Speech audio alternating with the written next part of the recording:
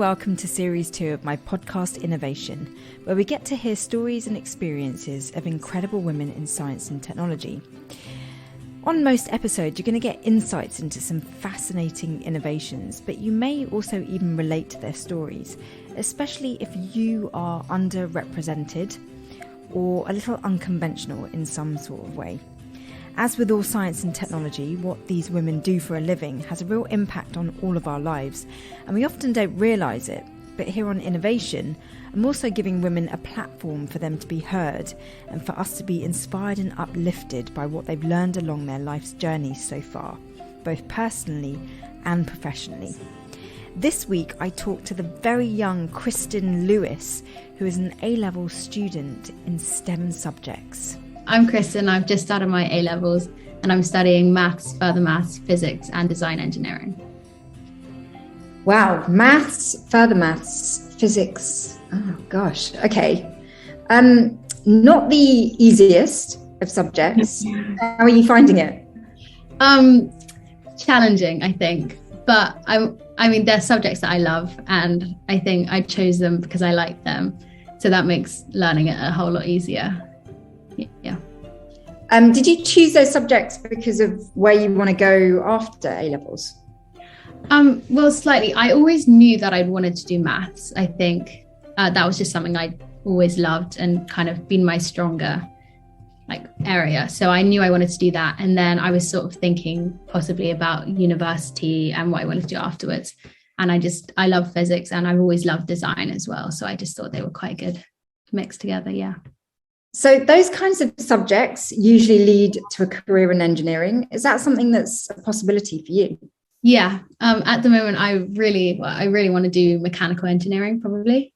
I just think, I love making and designing stuff like that. So I think that it's a good career choice for me. And do you know anything about engineering? Because honestly, at your age, I didn't know much about engineering and I chose it at university, probably because my dad is an engineer. And so I had a little bit of an insight, but I didn't know too much. I mean, where are you at with that? Well, to be honest with you, a couple of years ago, I probably didn't even know what it meant. But then I think I started, once I've had my subjects that I liked, I just sort of kind of looked into it and I was like, what can I really do with what I feel like I'm good at and what I enjoy. And it sort of fell out. And when I was younger, I kind of used to watch shows with a lot of designers and engineers. So I didn't really see the difference between that. And I guess there is quite a big difference there's a more mathematical side to it. But I guess, there's also so many different types of engineering. So I probably don't know the ins and outs of every single one of them. But I think I've got quite good base knowledge, I would say. What kind of TV shows were you watching that had engineers and designers in it? I always used to love watching grand design and lots of architectural shows, but also The Big Fix I loved. Have you seen it? No, I need to check it out. The Big Fix. Yeah. So basically it's designers and engineers. They sort of they come together and and each episode a different person comes on the show and I will have a disability or some sort of issue within their lives. And basically the designers work really closely with them and they sort of create this product that helps them and has a very direct impact. So I just loved it because at the end of every episode, there was so much emotion. That was just great to see the direct impact they had. Oh, you're speaking my language. I love the fact that engineering can make such a massive difference in people's lives. And I love seeing engineers doing good for people. So you sound like you've got all of the interests and passions that would make for a fantastic career in engineering. When you were watching those shows, did you ever notice that there was more men than women? And if you did or didn't notice, is this a thing for you now? I think when I was younger, I think it occurred to me a little bit. But there was quite a good, I think, especially on The Big Fix, there was a pretty good mix.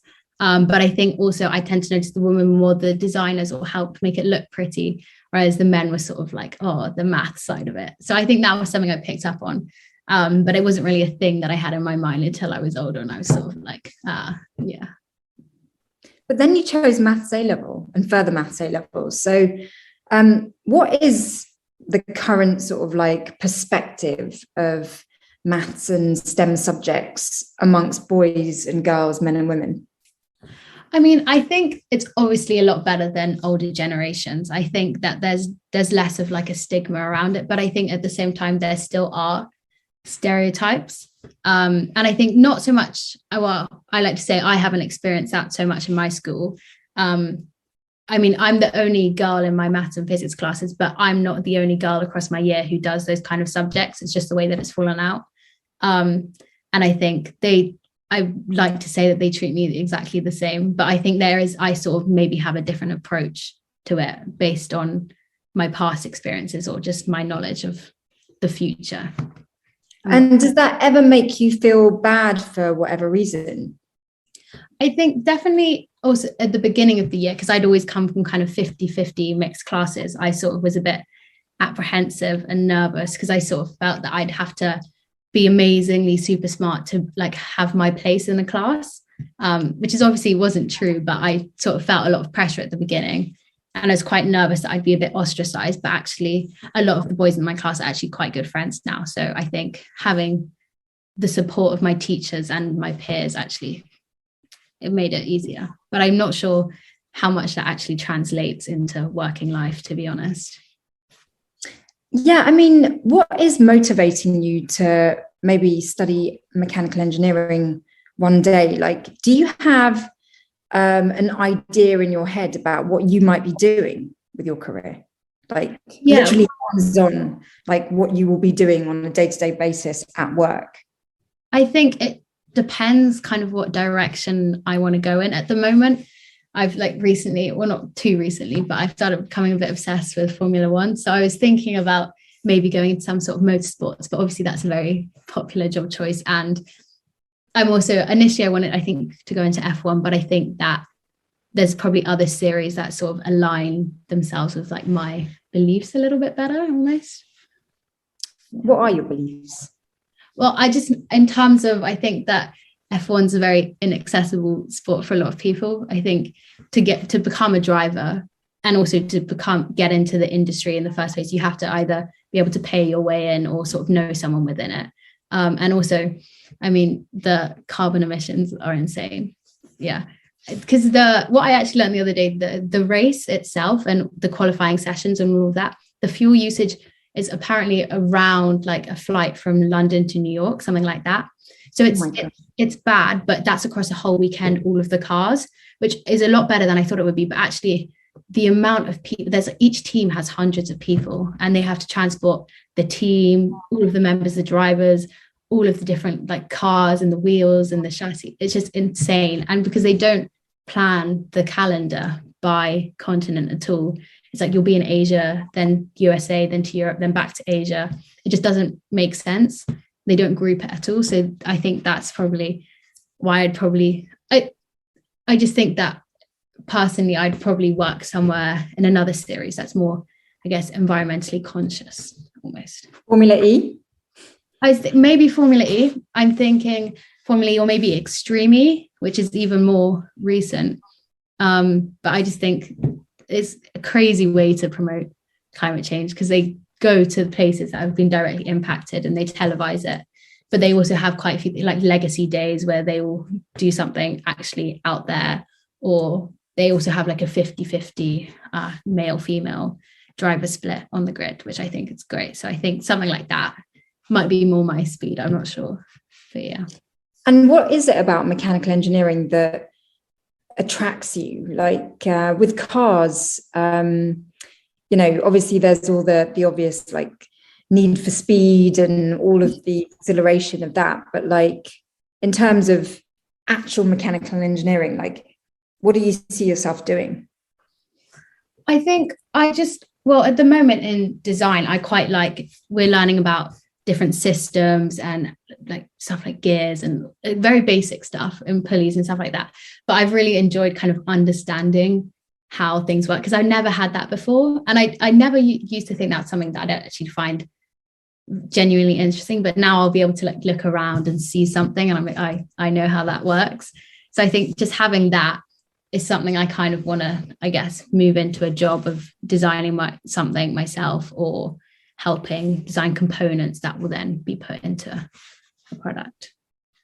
I once heard recently that the jobs that you will be doing in 20 years' time probably don't even exist right now. It really made me stop and think, because I'm loving your enthusiasm and I'm loving your excitement for like maths and physics and where you can apply it. Like listening to you makes me think, oh, I want to study engineering. And it's like, oh, I already did. But it's really awesome to think that in 20 years' time, you could be working on something that we don't even know about yet. Yeah, I think it's incredible.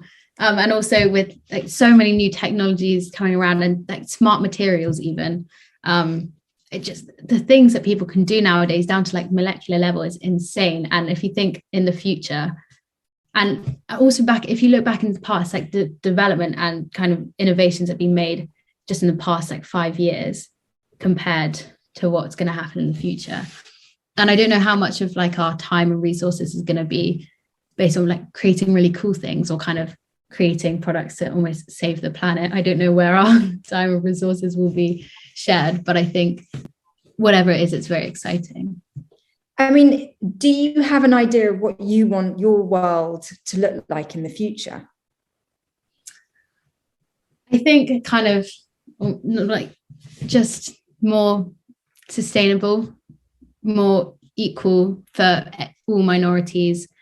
And I think a big one, just equal access, I think, to education specifically, I think education is so important. That's so beautiful. Because to live in a world where actually everyone is treated equally and has more sort of equal opportunities and resources, and we're not doing things that ruin the planet for the generations that come after us, is such a refreshing kind of image. And it's really exciting to think that you could be pioneering that, like you could be helping to make that a reality. Yeah. It's kind of crazy. And when I listen to you, I'm not exaggerating when I say that like you could make that kind of world a reality.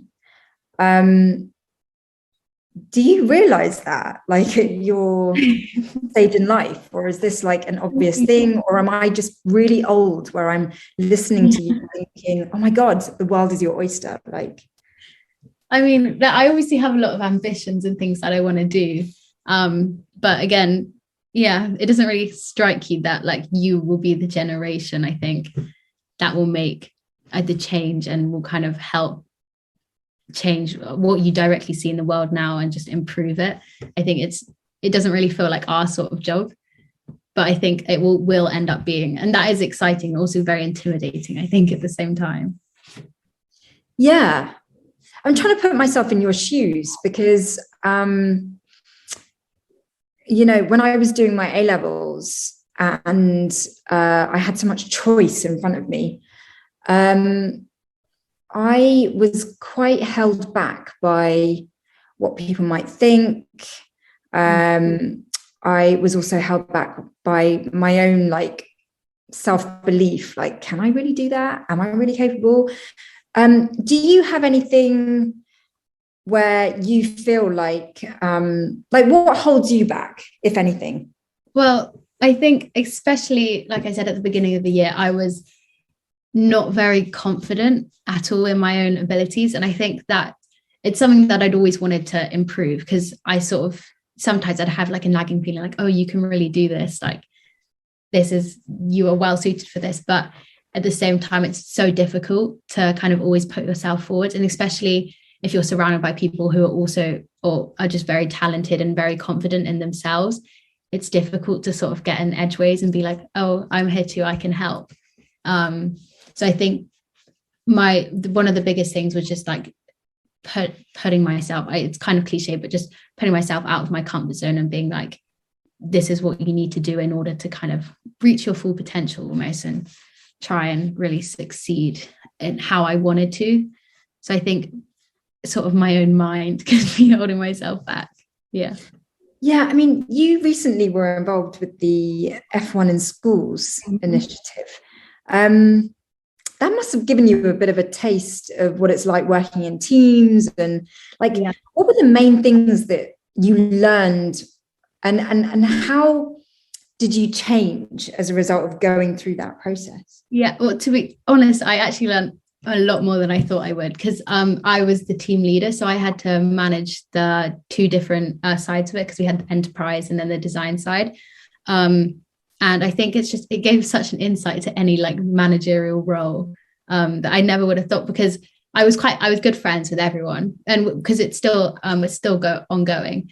So I'm good friends with them all, but you kind of want to balance that like friendship with kind of making sure that they get the job done on time and not like making exceptions if they don't do it, and things like that. You want to kind of keep on top of it, and it's hard to kind of crack down and kind of be annoying when you want to succeed, because we all wanted to succeed. And I think everyone actually, we were quite, I think we had a good team in the fact that we all wanted to succeed and we were all willing to pull our weight. But it's definitely hard to also, if you have different opinions, to kind of be like, you need to do this. But yeah. Gosh, that sounds like such an amazing learning experience. Like, you know, something that will probably stay with you for a long time. At your age, or even my age, to be honest, when I'm on Instagram, I see, especially recently, there was like the Met Gala, and like there's like all these amazing glamorous events, and like people just wearing amazing dresses, and I don't know, like it really appeals to my feminine side. Yeah. And then like I think about engineering and how there isn't really room for that, or there isn't an appreciation of that side of life. How do you balance those two things, being female and someone that's into STEM subjects? Yeah, because I had this kind of preconception that if I wanted to enjoy maths or engineering or anything like that, I couldn't enjoy anything else that was perceived as really girly, like clothes or anything like that, when actually I do. So I think that was something that I was kind of, at first I didn't really want to show. But then I realized, I think, in a school setting, no one cared as I thought they would. I thought they would kind of view me differently, or as less intelligent or less able. But I think maybe from an employer's perspective, I think that could be very different. But for me, I sort of just learned to, if I was wearing an outfit that I really liked, I would kind of feel more confident, I'd feel better, and actually I'd work better. So I think something like that, just kind of, it's difficult, but having the confidence to be you and also succeed and prove to people that you can do both, I think is, yeah. I guess it's a bit like what you learn on the F1 in Schools managerial role, where it's like always a fine balance. Yeah. Yeah. Well, you don't want to make it seem like that's your only interest and you can't do anything else, because obviously you can, but it's just trying to manage people's expectations is difficult, I think. Yeah, especially as a woman. And I think it's also really important to not deny these various dimensions of ourselves. And I think we're living at a time, I mean, it wasn't like that during my earlier years, because, you know, if I even entertained the idea of like enjoying getting dressed up and doing my hair and my nails and things like that, like it would just be really frowned upon. But I think we are living in a time where actually it's really cool if you have multi-dimensions, but you do have to succeed in all those dimensions to make it work. Push yourself. I think also a lot of that is when I was younger, I think there was a lot of, I guess, in the media I consumed, like TV shows, there'd always be like very two-dimensional female characters who were written as like engineers or like typically like boyish things. And I'd be like, oh, that's so cool. But they'd dress as a tomboy, or they'd have very specific traits. And it was very two-dimensional. Everything would be the same. So whilst it's great, there's that representation, it's a very specific type. But I think now actually I've seen, I think that everyone's a lot more accepting that, I guess, women can have duality. Like, it's not just one or the other. They're not mutually exclusive. It's like, yeah. So I think that's something that definitely is changing. So what's next for you on the horizon? Like, what are you focusing on at the moment? I mean, currently we've just done our predicted exams for our A-levels, which are very stressful. And then I guess now it's kind of the end of the year, so finishing up all projects. I'm just starting my design NEA project, which is like we basically get to choose any context and brief we want, and we just have to make a product based on that. So just in the beginning stages of that. So I think that's kind of what I'll be most focused on. And then also F1 in schools. Yeah. And what are you doing with F1? Like, what's the actual structure of the initiative?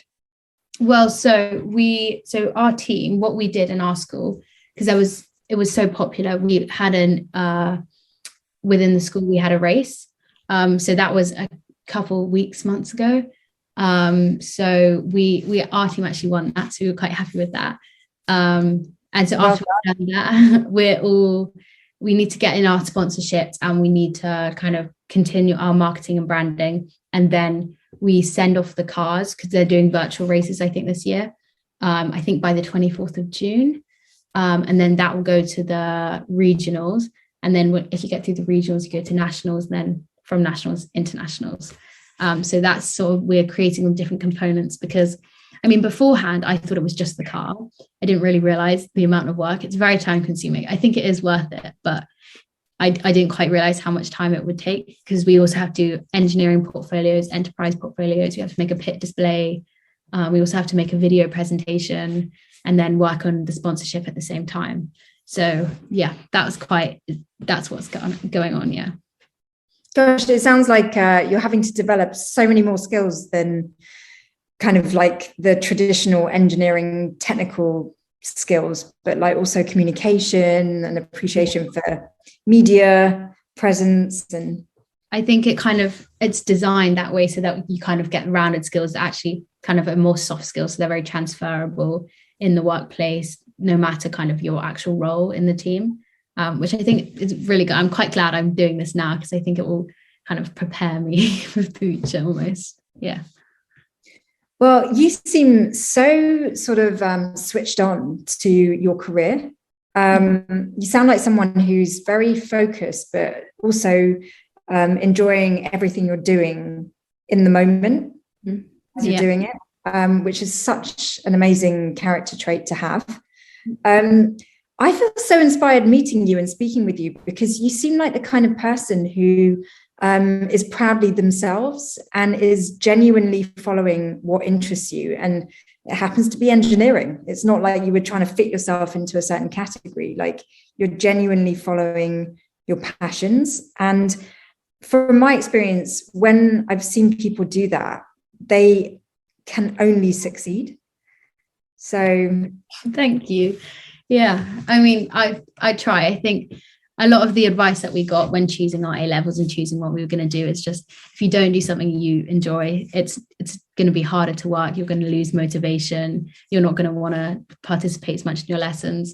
So I think, yeah, in order to succeed, you really have to do something that you genuinely love doing.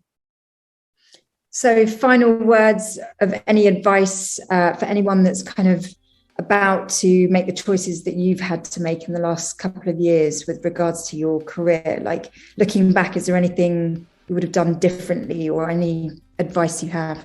I think try and look at any and every opportunity. I know it's very cliche, but I think I kind of put off some things I just didn't think were me. But actually, if you do a bit of research, you can kind of say for sure what you think would suit you. And then, like I said, just do things that you actually enjoy, and also don't just focus on your studies. Do things outside of that you enjoy, because there will be a time when they kind of interlock, and then you can even make a career out of something that you love. So yeah. On a side note, are you mentored by anyone? Like, where are you getting this sort of like this far sight, if that's a thing, or like, I don't know, you just seem so like organized. Oh no, no mentor. I think I wanted to give myself less work to do right at the end and sort of kind of plan a little bit ahead. So yeah, I've been trying to do my research here and there and all of that. Yeah. Well, your future looks really, really bright, and I wish you all the best of luck. It's great to meet you, and keep up like all the success you've had so far. Well done on F1 in schools. That's awesome. Thank you.